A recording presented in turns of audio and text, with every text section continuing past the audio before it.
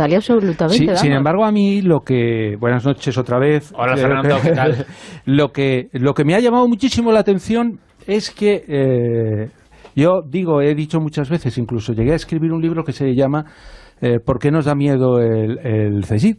Y estos días he leído unas declaraciones de Pedro Baños que dice que de alguna forma que los servicios de inteligencia pueden dar mucho más miedo del que la gente se puede imaginar. Con lo cual, fíjate, estamos hablando de espías y hay un coronel del ejército que dice que le da miedo. Tremendo esto, ¿no? Pedro Baños, su nombre apareció, y me vas a permitir que te pregunte sobre este tema y lo entenderás, ¿no? Pedro, tu nombre salió hace unos meses porque ibas a formar parte, ibas a ser, o tu nombre aparecía ahí, una de las personas importantes de la presidencia del gobierno de España, pero se inició en ese momento una campaña en medios bestial, brutal y absolutamente injusta contra ti. ¿Qué es lo que pasó en realidad? Si sabes algo, ¿eh? En realidad lo que aplicaron y si lo puedes contar. Lo que aplicaron fue las estrategias que yo describía en el primer libro. Además, recordarás, Bruno, nuestra conversación de hace un año, en lo que hablamos de cómo hoy en día la gente se la asesina socialmente, cómo cuando se pisa el callo a algún poderoso se buscan artimañas para desprestigiar y hundir a una persona que además hoy en día, con el poder de los medios de comunicación y sobre todo de las redes sociales, es facilísimo hacerlo y además en pocos minutos, ya no en horas, en pocos minutos, y efectivamente lo aplicaron y además de un modo maestro contra mí. Fíjate, hay muchas frases, pero hay una que resume, yo creo, perfectamente lo que te ocurrió a ti. En este libro, en el dominio mundial, dices: los servicios de inteligencia muestran directa o indirectamente, planifican, dirigen y ejecutan operaciones encubiertas con distintos fines de influencia políticos y económicos. ¿Fuiste objeto de uno de estos planes o de una de estas operaciones encubiertas? De hecho, he realizado con gran profesionalidad, no nos quepa ninguna duda. O sea, yo tengo, por ejemplo, como 8.000 tweets, y creo que solamente hay 2 referidos a Rusia y fue los que sacaron en titular. Y además, bueno, diciendo que yo participaba habitualmente en los medios de comunicación rusos, concretamente en Russia Today y en Sputnik, y yo tengo más de 400 intervenciones reflejadas en mi web, que probablemente son muchas más en radio y en televisión, y apenas tengo 2 en RT, en Russia Today, pero para que veamos lo habitual que yo era. Se destacó mucho eso, ¿no? La cercanía, la influencia que tenías con las teorías rusas y que habéis estado en algunos medios. Y digo yo, bueno, yo conozco a Pedro Baños, ha estado en muchos medios, pero en medios rusos hay que buscar, no me suena, hay que buscar algo para destruirte. Lo mismo que decían, que como participo también, y además con todo el cariño, y seguiré participando siempre que Iker Jiménez me llame, en su programa de Cuarto Milenio, que se creían fantasmas, que se creían ovnis. El caso es destruir a la persona. Y como al final no se trata de decir la verdad, porque la verdad no es lo que se pretende, se trata, como digo, de crear un artificio, pero que de tal manera que te asesinen socialmente. Una vez más es la clave. Y fijémonos si funcionan este tipo de acciones, e incluso más directas, y tenemos el caso del señor Khashoggi en Turquía, como también se le asesina por parte de los servicios de inteligencia de una operación, para que veamos que sí que los servicios de inteligencia llevan acciones mucho más allá de los meros análisis o de la mera reflexión. Perdón, una sola cosa sobre esta pregunta. Te ha preguntado Bruno y ha utilizado 2 palabras: operación encubierta.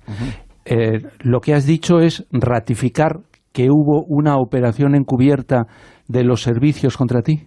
Lo ratifico plenamente. ¿Del CNI contra ti? No he dicho del CNI, he dicho de algún servicio de inteligencia. De alguno. O no solamente un servicio de inteligencia estatal, sino de servicios de inteligencia, que también los hay de inteligencia privada, que saben actuar muy bien y saben escarbar para encontrarte a cualquier cosa por ínfima que sea para magnificarla con tal de destruirle. Con tal de destruirte hay que pensar que hay potentísimos servicios de inteligencia privados, que especialmente en el mundo anglosajón son muy potentes, tremendamente potentes.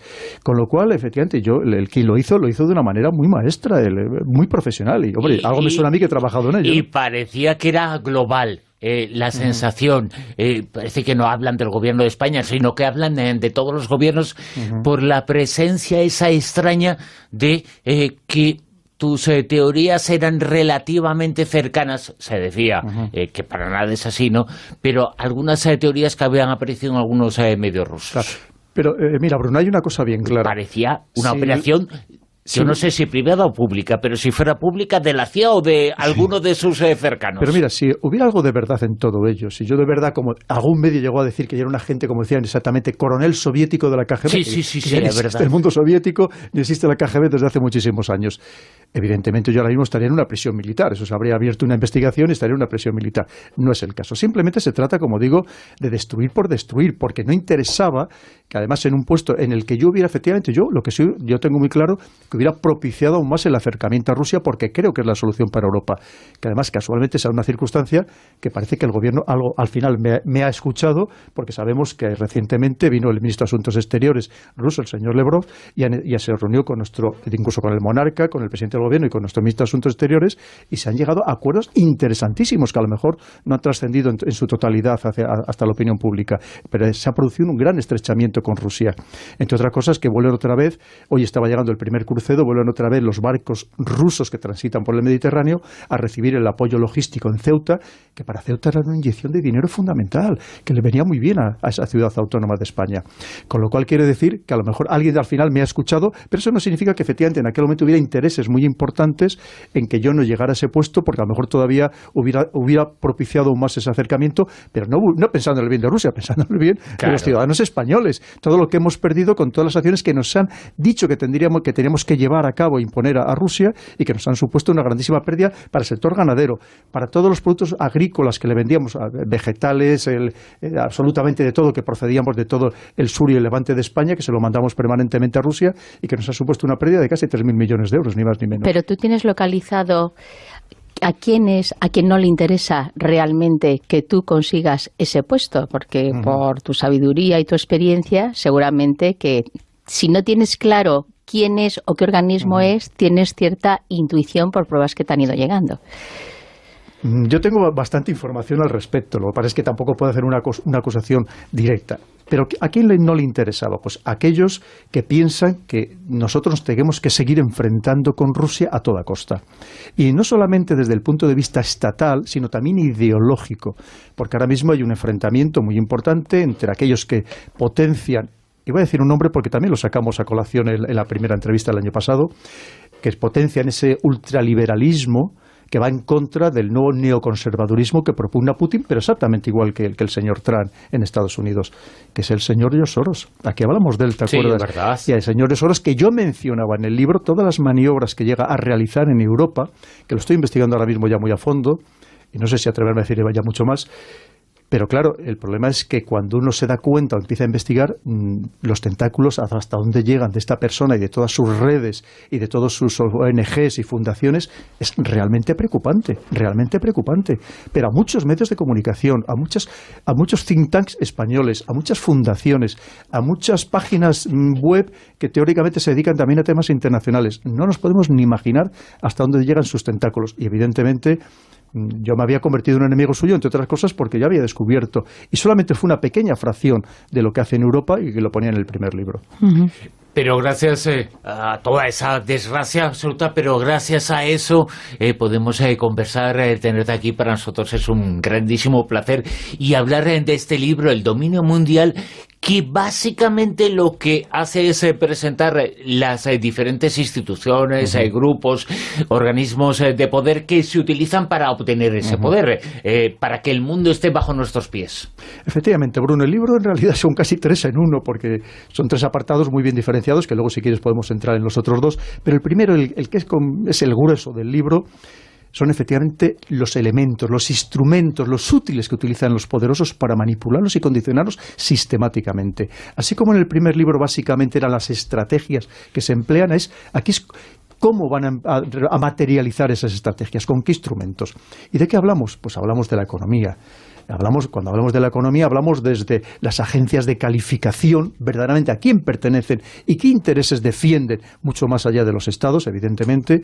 Estamos hablando de cómo hoy en día se pretende acabar con los países a través de la guerra económica, lo que ahora mismo le están haciendo, por ejemplo, a Irán, además que allá tienen todas las acciones plenamente aplicadas, pero por cierto, con unas exenciones que ha puesto Estados Unidos a una serie de países, que también es interesantísimo para que veamos cómo se juega una vez más con la economía.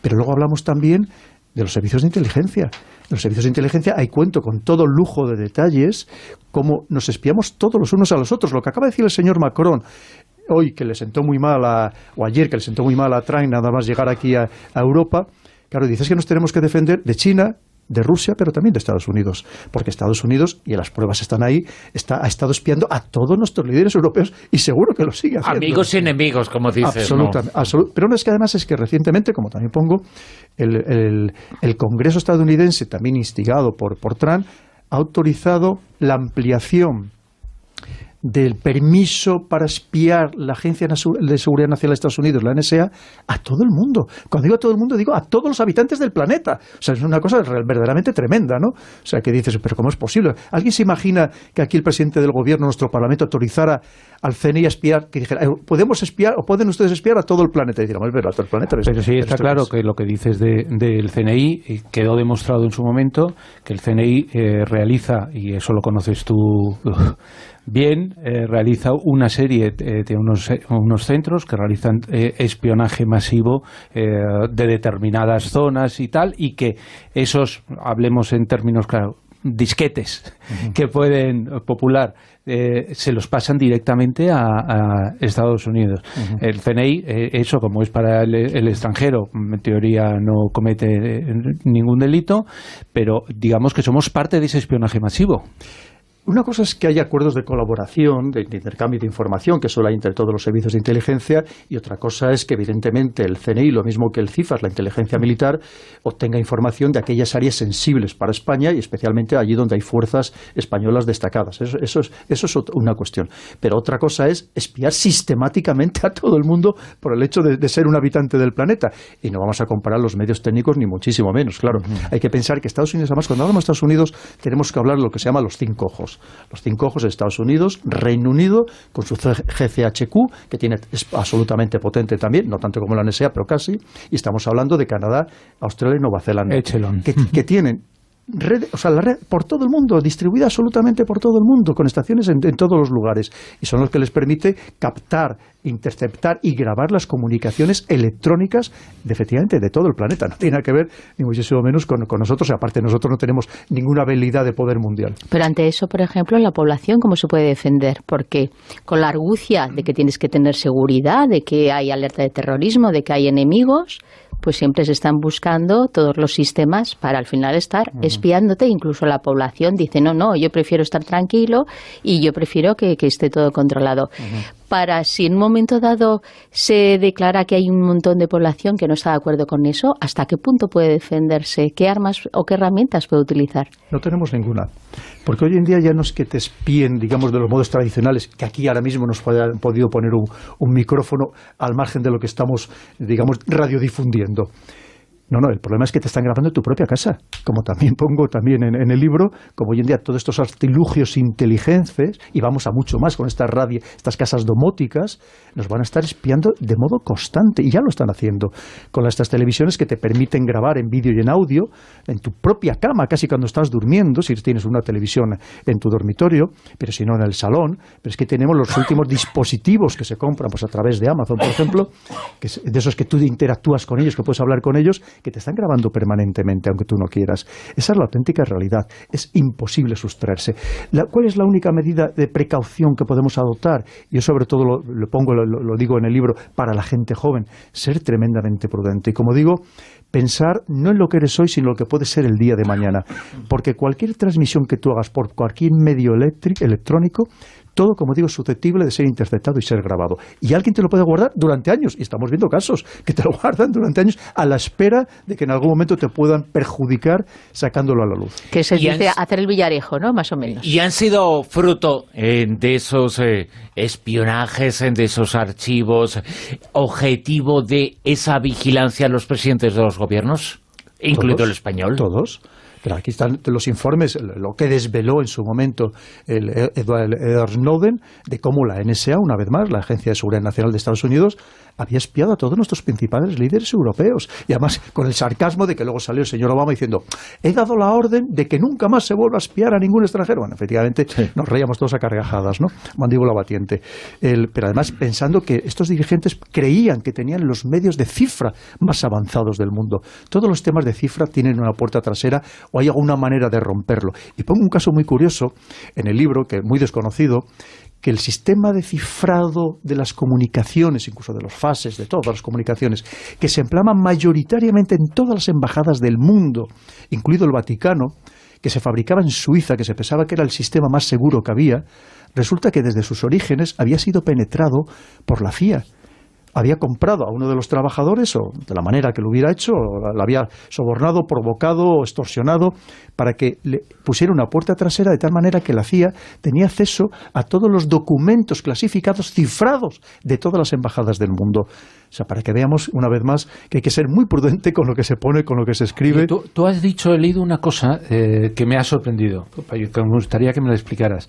Dices que Wikileaks podía beneficiar incluso a Estados Unidos, es decir, que yo he intuido que querías decir que no fueron ajenos a esa filtración, o no sé, vamos.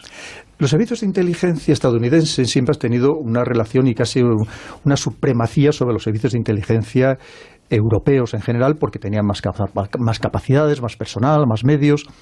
Incluso en el caso, por ejemplo, del alemán, pues han estado muy bien, bastante subordinados. Entonces, creo que pasa que poco a poco, y lo estamos viendo lo que está sucediendo, y yo pongo ahí las declaraciones de muchos líderes europeos, y ahora mismo tenemos el caso del señor Macron, cómo parece que Europa se empezaba a rebelar. En el estado de sublevación contra Estados Unidos, contra el gran dominador de Europa desde después de la Segunda Guerra Mundial, también han actuado muy bien nuestros servicios de contrainteligencia. Y destaparon algunas de las redes de espionaje, algunas que habían calado muy, muy profundo dentro de los sistemas sociales y políticos europeos, y a lo mejor lo que ponía es que pudiera ser que fue parte de esas redes quemadas, ya descubiertas, es decir, bueno, pues déjales que para que parezca que se han enterado de algo, ¿no? Pero que eran redes que ya estaban ya quemadas y por lo tanto ya no funcionaban, ya no estaban en servicio. Pero eso no significa que en paralelo no sigan intentándolo por otros medios y cada vez más subrepticios. Lo que es cierto es que además es muy curioso lo que me has planteado, porque aquí hay mucho empeño muchas veces, es decir, bueno, ¿quién tuvo interés efectivamente en desvelar estos cables de Wikileaks? ¿Sería Rusia? ¿Sería la propia CIA? No, lo que hay que leer son los decenas de miles de cables interesantísimos, porque son cables irrefutables, porque son reales. Y eso, claro, eso muchas veces pone los pelos verdaderamente de punta. Yo lo que he dedicado muchas horas a ello, muchas horas, y aparte otras personas que me pasaron ya sus análisis, porque si no yo no hubiera sido capaz de hacerlo probablemente muchísimos años, y es lo que traslado luego en el libro. Pero claro, es que son de datos absolutamente reales lo que ponían en esos cables, y que, como digo muchas veces, es verdaderamente espeluznante. En muchas ocasiones los servicios de inteligencia parecen formar parte de ese indefinible pero forma de intentar influir en el pensamiento de la sociedad, de la colectividad. Por ejemplo, lo que ha ocurrido esta semana con Pedro Sánchez, evidentemente esa persona no tiene nada que ver con los servicios de inteligencia, pero sí su pensamiento parece estar dirigido, es el pensamiento de mucha gente, un pensamiento radical, un pensamiento alocado. En todo ese pensamiento que existe en estos momentos en algunos personajes, ¿existe influencia de esa especie de think tank, entre comillas, que son los servicios de inteligencia? Hay que pensar que hasta las grandes potencias tienen miles de personas dedicadas a esta función, miles de personas, expertas en lo que se llama operaciones de información, que incluyen la desinformación, la propaganda, la guerra psicológica, y es exactamente así como funciona, Bruno, tal cual lo acabas de describir, porque al final lo que se trata es de condicionarnos. ¿Y cómo nos condicionan?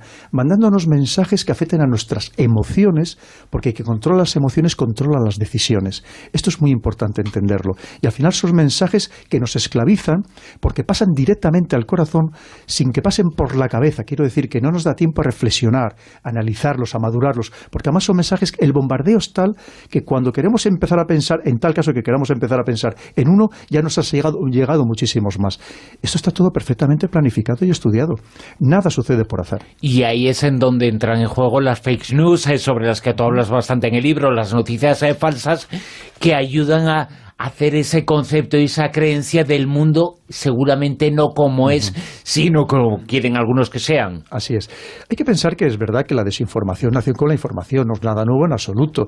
En su momento, además, pues empleó la radio, cuando surgió la radio, y si no, anteriormente eran los pasquines. Lo que pasa es que, claro, hoy en día se hace de una manera instantánea y universal. Nos afecta absolutamente a todos. Hasta no hace muchos años, la inmensa mayoría de las personas estaba ajena a la información que podía recibir pues a través de los periódicos, porque a lo mejor leía uno el fin de semana o lo leía una vez en cada 15 días o en toda su vida. Pero es que ahora estamos recibiendo de forma machacona información, pero que no es información. Lo que son muchas veces son datos tergiversados, manipulados, incompletos, como digo, precocinados, que claro, al final lo que hace es condicionarte completamente. Pero ese es el mundo en el que estamos inmersos, y vemos que hoy en día desentrañar la auténtica realidad es muy complicado, porque además nunca hay una noticia absolutamente falsa. Lo que se trata es de un modo muy astuto, muy artero, mezclar la verdad con la mentira, para que al final tú seas incapaz de descifrar cuál es la auténtica realidad. Lo enseñó Goebbels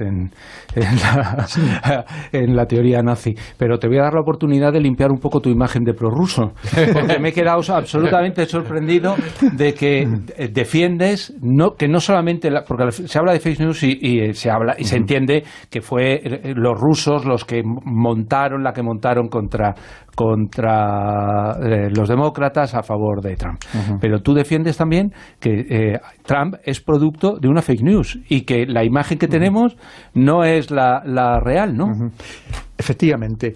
Lo primero es que hay que pensar que el propio señor Donald Trump es un gran maestro del dominio de los medios de comunicación, del dominio de las audiencias. Recordemos que durante 10 años fue presentador y director de un reality show. Sabe muy bien cómo controlar a las audiencias.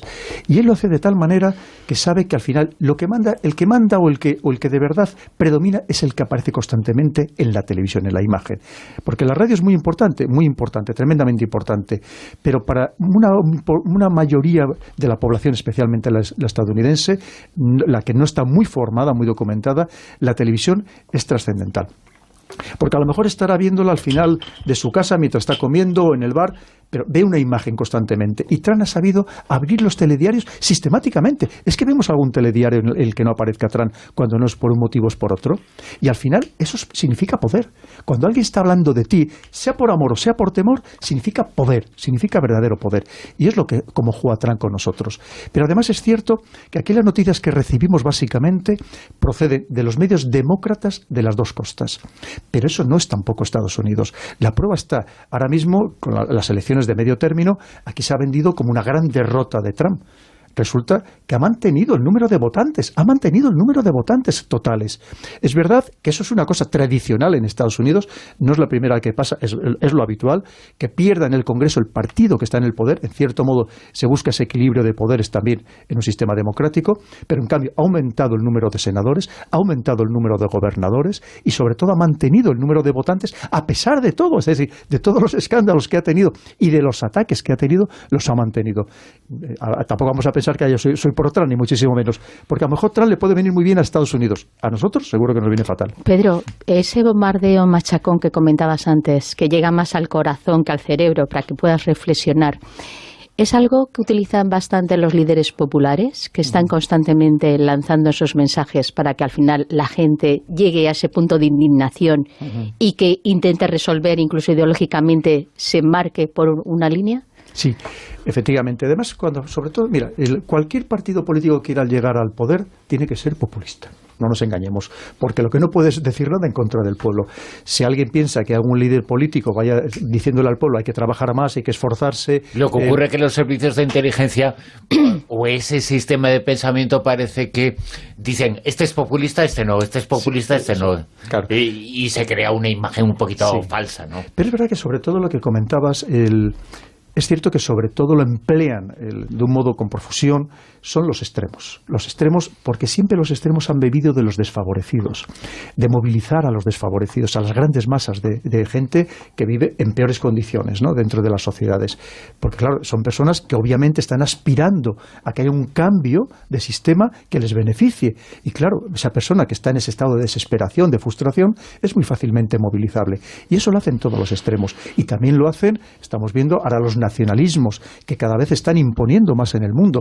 Una de las cosas que yo hablaba también el año pasado era que se estaba produciendo un cambio de paradigma de liderazgo político y efectivamente poco a poco se va confirmando. Tenemos el último caso del señor Bolsonaro en Brasil, pero vemos que incluso dentro de Europa están empezando a salir grandes nacionalistas, podemos también llamarles populistas si queremos, pero que se está produciendo un cambio muy importante y muy interesante dentro de la política nacional, que también es interesante y preocupante por un motivo, porque una vez más puede ser que a ellos les beneficie a su país, pero en cualquier caso también la historia nos demuestra que los líderes fuertes, autoritarios, carismáticos, lamentablemente terminan enfrentándose entre ellos. Tú hablas mucho en el libro de cómo se utilizan diferentes instrumentos para ejercer el dominio mundial en el mundo de los recursos naturales. La utilización de diferentes elementos para hacerse con el agua, para hacerse con el petróleo, con el uranio.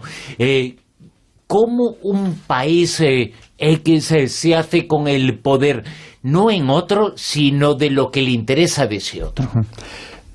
Hasta no hace muchos años esos países o esas zonas del mundo se conquistaban por el poder de las armas. Hoy en día ya no se hace así. Hoy en día se hace a través de esa otra manipulación económica muchas veces corrompiendo claramente a los dirigentes, porque hay países que presumen de democracia y nosotros no somos corruptos, sí, pero son corruptores. Es decir, saben a quién tiene que corromper para hacerse con esos recursos. Y muchas veces sin importarle que la mayoría de la población de esos lugares, a pesar de ser países riquísimos, vivan en la indigencia más profunda. Y así es como funciona, por ejemplo, en África. Y lo estamos viendo, donde parece que no hay una voluntad auténtica de que esos países progresen adecuadamente, porque a lo mejor probablemente esos recursos que tienen casi infinitos, pero esenciales para la producción industrial, subirían tantísimo de precio que harían imposible tener los productos que actualmente tenemos ya derivados de esos minerales o de esos recursos del tipo que sea. Muchas veces eso es lo que sucede. Pero, por ejemplo, has hablado del agua, un tema interesantísimo. Si damos la vuelta a muchas de las botellas, veremos que ahora cada vez más están en manos de multinacionales. El agua embotellada, porque los grupos de capital riesgo y las multinacionales están invirtiendo en agua, porque sabe que si se sigue confirmando el calentamiento global asociado al cambio climático, es el recurso principal, porque podremos vivir sin uranio, podremos vivir sin tierras raras, podemos vivir sin coltán, a lo que seguro que no podemos vivir es en agua. Claro, porque nos morimos. Tú utilizas y hablas mucho del agua, del oro azul, que es el agua, pero también hablas del oro negro, porque el petróleo ha movido el mundo. En el pasado más remoto, hablamos del siglo XX, del siglo XIX, en el pasado más cercano, y parece que lo va a seguir moviendo, y el espionaje es muy importante. Sí, claro. Estamos viendo que es un juego permanente. Hay que tener en cuenta que los servicios de inteligencia están en guerra absoluta y a diario. No es como los ejércitos convencionales que están preparados para en algún momento llegar a entrar en guerra si fuera necesario. No, los servicios de inteligencia viven en esa guerra constante. Con lo que estamos hablando es que no te puedes fiar ni de tus propios amigos y aliados, que somos dentro de Europa, somos los que más nos espilamos los unos a los otros. Entre otras cosas, por intereses económicos, por quitarnos contratos, por quitarnos mercados. Esa es parte de la gran pelea. Y desde luego la situación además se va tensando, y más en una Europa donde parece que cada vez vamos más al enfrentamiento que a la unión. Fernando Rueda, es un placer auténtico tener a Pedro Baños, a un hombre que está enseñando muchas cosas y que está abriendo los ojos a muchas personas, pero los está abriendo sobre todo, yo creo, ¿no?, que la importancia es lo que dice, evidentemente, pero quien lo dice también. Sí, ese es el problema que yo creo que ha tenido él, es decir, que no ha llegado a ocupar ese cargo porque es un coronel del ejército al que se le supone dentro de una corriente, y sin embargo nos hemos encontrado con que se ha salido de esa corriente. Hablar yo no creo que sea que hable bien de Rusia, sino que explica el por qué Rusia no es tan un enemigo tan malo o al que hay que tener tan lejos, ¿no? O antes, que he hablado de Irán, y que yo te he oído hablar en varios momentos de Irán, sobre todo en ese enfrentamiento con Arabia Saudí, que de alguna forma Arabia Saudí y Estados Unidos están intentando un poco acabar par con Irán, ¿no? Lo que pasa es que a veces yo creo que en ese tipo de cosas es verdad que hay una imagen de Arabia Saudí, está claro, ¿no? Con lo de Khashoggi lo hemos visto. Son unos, pues eso, pues lo que son, ¿no? Es una dictadura y tal, ¿no? Pero quizás a veces se nos olvida decir que Irán es otra dictadura y que apoya grupos terroristas y que hace ese tipo de cosas. A lo mejor ese tipo de mensajes que son más obvios no han salido de tu boca, ¿o sí? Fernando, ¿sabes lo que pasa? Que cuando se pretende atacar a alguien o se le ataca ya de facto, claro, hay que demonizarle. Y hay que demonizarle y sobre todo convencer a las poblaciones de la necesidad de atacarle. ¿Qué es lo que hacen con nosotros? Es una manipulación absoluta. Tenemos el caso de Siria, todo lo que ha sucedido en Siria, cómo nos convencieron con los cascos blancos, el Observatorio Sirio de los Derechos Humanos, está que todo ha sido un montaje. Cada vez se va descubriendo más. Incluso ya hay resoluciones de algunos parlamentos europeos diciendo, el caso, por ejemplo, últimamente tuvimos de Holanda, que ha retirado toda la ayuda que había ido dando a los cascos blancos. Quiere decir que poco a poco se van quitando esas tramas, pero tramas que claro que penetran muy fuerte entre la población porque te lo dicen de manera tan machacona que obviamente la gente que no es experta y no tiene por qué serlo en absoluto, que bastante tiene con sacar su vida diaria adelante, pues claro, obviamente se lo traga. Pero incluso gente profesional que también se termina por tragar el cebo. Claro, entonces, si vamos a atacar... Pero pasó con la Libia de Gaddafi, que tampoco era la Libia que nos habían aquí contado. O cuando el Saddam Hussein, que de repente pasa de ser el gran aliado y el gran amigo de Occidente, que Francia le da la Legión de Honor, que muchas ciudades de Estados Unidos le dan las llaves de oro, y que todos los países occidentales le están apoyando, y de repente cuando se le quiere demonizar, resulta que era el peor de los demonios. O bueno, tenemos el caso casi con Kim Jong-un, que vamos, poco menos que Trump casi le quiere dar el premio Nobel de la Paz ahora, ¿no? Para que veamos cómo nos condiciona. Sí. Y el caso de Irán es el mismo, que efectivamente, que a lo mejor no sea una democracia de corte occidental, evidentemente no lo es. Ahora, de ahí que sea el gran demonio que nos han querido tampoco vender, no es cierto. Las mujeres tienen muchísimas más libertades en Irán que en los países del Golfo. Hay que tener, si cualquiera que vaya a Irán o que haga negocios en Irán sabe que hay más mujeres en puestos directivos, tanto en las empresas públicas como privadas, que hombres. Esa es la realidad de Irán. Y las mujeres van a las universidades en exactamente las mismas condiciones que los hombres. Recordemos... Y lo que les ha costado esa lucha. Claro. Y sin embargo aquí vemos otra cosa y no nos damos cuenta que pasa todo lo contrario, un aliado de Occidente como Arabia Saudí. Efectivamente. Lo que pasa es que yo prefiero que las mujeres de Occidente tengan todos los derechos. Dentro de los pocos derechos que se les da en muchos países de Extremo Oriente, es verdad lo de Arabia Saudí, pero también en Irán está muy lejos de lo que a nosotros nos gustaría que fueran las mujeres. Por supuesto. Y ya comparar una cosa y otra, quiero decir, yo ahí que son muchos extremos, claro. Pero están claro, desde mi punto de vista, en el tema de las mujeres, en el lado oscuro, ¿no? Sí, pero yo conozco mucha gente, incluso algunos muy cercanos a mí, que han ido recientemente a Irán y lo que te cuentan no tiene nada que ver con lo que aquí nos están trasladando todos los días. También hay que pensar, claro, que también hay un enfrentamiento ideológico muy importante, porque estamos hablando frente a monarquías de corte feudal, que lo son. Estamos hablando de que es una república y socialista, y eso también preocupa a mucha gente, ¿no? El que pueda funcionar un país, un Estado islámico que pueda funcionar como república y socialista, cosa que vemos que, como digo, a lo mejor no hay mucho interés en que aquello salga el proyecto adelante. Y luego hay también muchos intereses. Piensa que al momento que está enfrentado con Israel tiene a su hermano mayor detrás, que es Estados Unidos, y por lo tanto nos tiene que condicionar a todos para hacernos creer que efectivamente el peor de los enemigos del mundo es Irán, que aquello ya se intentó. Israel, fíjate las buenas relaciones que tiene con, entre comillas, a nivel alcantarillas, con Arabia Saudí, por ejemplo. Claro. Es decir, que es que lo de las alianzas es una cosa... Efectivamente, Fernando, es una alianza contra natura, pero que también yo hablaba de ellas en el primer libro, porque ahora mismo tiene un enemigo común, que es Irán. Claro. Pero sabemos que en el Oriente Medio las alianzas nunca sabes por la mañana cuando te levantas que va a ser el enemigo.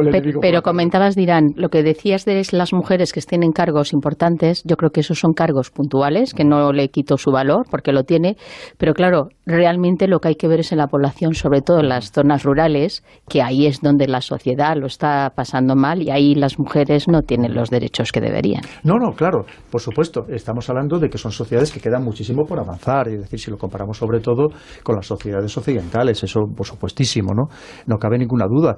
pero que vamos, que en el otro lado del Mar Rojo tampoco es que estén para tirar cohetes ni muchísimo menos. Hay que pensar que Arabia Saudí decapita, eso sí, no, eso es terrible, a unas 200 personas al año, pero por temas como tan banales para nosotros como homosexualidad, sí, brujería o adulterio.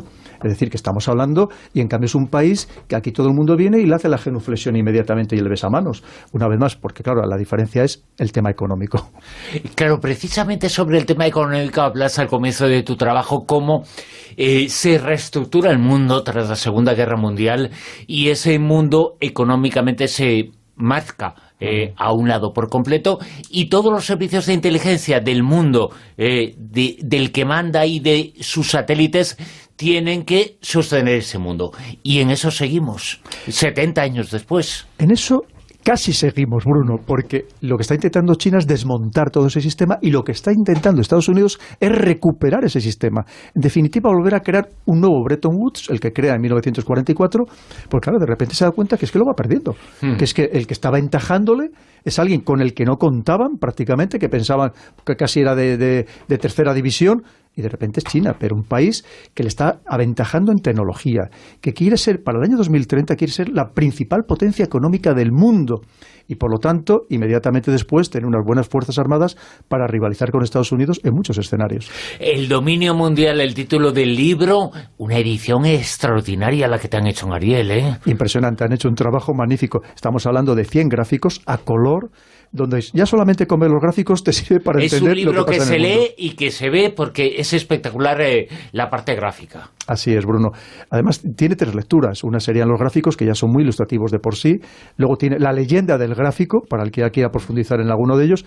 Y luego el resto del texto. Es un libro muy especial y, desde luego, es totalmente inusual que un libro de geopolítica esté tan sumamente bien ilustrado. Pero antes, en el principio, comentaba Bruno que uno de los temas, hablando de economía, era lo del tema de las agencias de calificación. Nos tenemos que fiar cuando nos dan los datos de las agencias de calificación, porque sabemos que muchísimos países han tenido, pues eso, que pedir rescates y hacer verdaderas cosas, quitándole muchísimas posibilidades de consumismo a la población por esas agencias de calificación. ¿Hasta qué punto nos tenemos que fiar de lo que nos dicen? Yo les llamo muchas veces agencias de descalificación, más bien, ¿no? Son instrumentos igual de poder. ¿A quién pertenecen? Si son todas americanas. Y además no solamente eso, sino que están relacionadas con grandes grupos de medios de comunicación, como es una de ellas, por ejemplo, con GERS, el grupo GERS. Estamos hablando de radios, de televisiones, de periódicos, de revistas. Claro, si tú tienes el poder de la comunicación y además tienes el poder económico, tú puedes crear y destruir países. Y todo eso además lo tenemos que enlazar con las otras grandes herramientas que crea también en Bretton Woods en 1944 Estados Unidos, que es el Banco Mundial y el Fondo Monetario Internacional, donde el único país que tiene derecho de veto es Estados Unidos. Eso al final significa que la economía mundial la tiene en sus manos, y especialmente a partir de 1991, cuando desaparece el bando opositor, que se basaba en principios completamente diferentes, en las necesidades y no en los beneficios, que era el bando soviético. A partir de ese momento, Estados Unidos ha hecho lo que ha querido en el mundo y ha cometido también sus arbitrariedades, por supuesto, como gran dominador, sí, como gran influencer en todo el planeta. Lo que pasa es que, como digo una vez más, de repente le han salido sobre todo el gran competidor, que es China, en todos los planos, y en cierta medida, desde el punto de vista geopolítico, Rusia, que Rusia no tiene por ahí la capacidad económica ni de lejos de Estados Unidos, ni la 10ª parte de la capacidad económica de Estados Unidos. Como siempre, aprendemos muchísimo contigo. Es un placer, de geoestrategia, de espionaje, de servicios de inteligencia, con el coronel Pedro Baños, que ha estado esta noche una vez más con nosotros, que ojalá no sea la última, porque nos encanta estar contigo y charlar. Pues Bruno, muchísimas gracias a ti y a todo el equipo, que tenéis un equipo fantástico, y ya os digo, efectivamente, yo cuando estoy viajando por la noche, que me gusta mucho viajar en coche por la noche, siempre os oigo. Tenéis un programa estupendo, enhorabuena. Y es un placer contar contigo entre los oyentes, ¿eh? Muchas gracias. Un abrazo.